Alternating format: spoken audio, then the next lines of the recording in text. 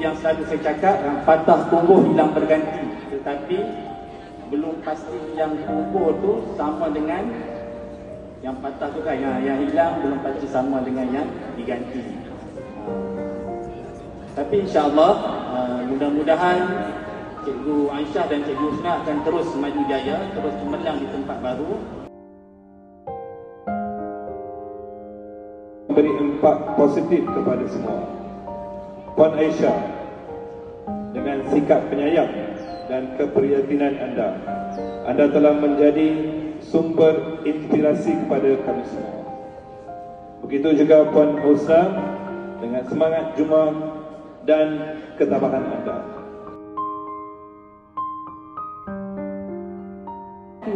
Hari ini kita dengan rasa berat hati mengucapkan selamat jalan kepada dua orang pendidik yang telah banyak berjasa dalam mendidik dan mencurah ilmu kepada anak-anak didik di sekolah ini.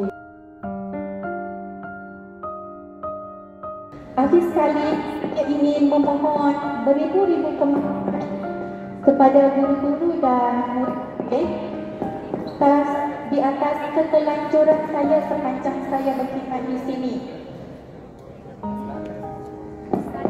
Salah dan silap sepanjang saya berada di sekolah ini mohon dimaafkan. Semoga ukhuwah kita terus terjalin walau di mana-mana kita berada. Bahawa setiap cabaran dalam hidup adalah peluang yang lebih baik. Sentiasa hormati guru-guru anda. Hargai pengorbanan ibu bapa dan jangan berhenti berusaha mencapai impian anda semua.